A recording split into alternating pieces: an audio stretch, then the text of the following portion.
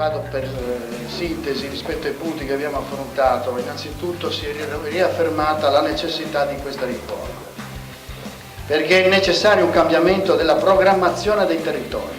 Questo non è un problema solo del Friuli Venezia Giulia, evidentemente.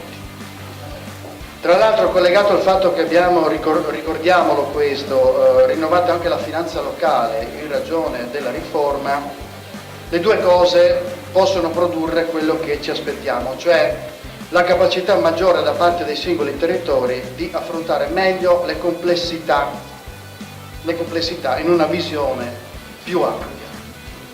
Le criticità nei passaggi che ci sono stati in questo periodo in cui abbiamo affermato con la legge la riforma è questa. C'è stato, io uso una frase fortunata che ho sentito tra i relatori, sono stati molto bravi tra l'altro, c'è stato un andamento elastico nell'applicazione della riforma. Questo andamento elastico ha fiaccato in parte gli entusiasmi di chi? Dei molti che questa riforma la volevano, e anche frenato in un certo senso il tema della maturazione della mentalità di cui abbiamo bisogno perché una riforma così profonda prenda piede. Quindi il tema della formazione diventa un altro delle leve sulle quali dobbiamo lavorare di qui in avanti perché questa esperienza diventi il più possibile e fortemente efficace.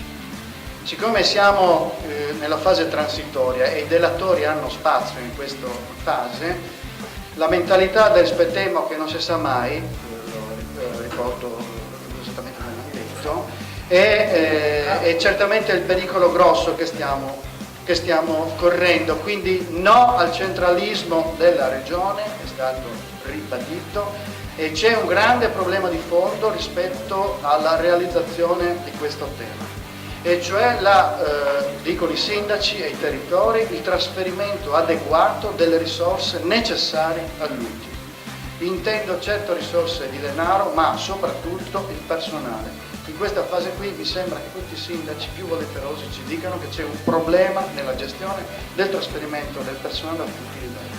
Quindi formazione, quindi informazione e digitalizzazione a tutti i livelli, trasversale, ma è chiaro che nella pubblica amministrazione per mettere in piedi un progetto che abbia la capacità di programmare i territori c'è bisogno di operatori anche di nuova generazione. Questo è un altro dei temi che dobbiamo affrontare insieme.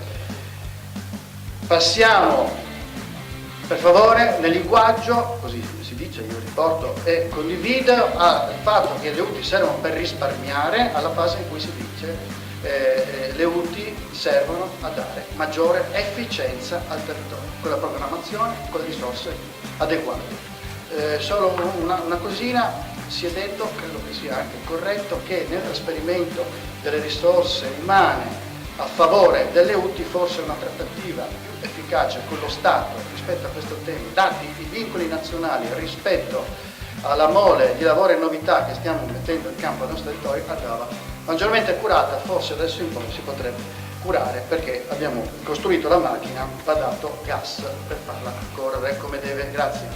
Grazie.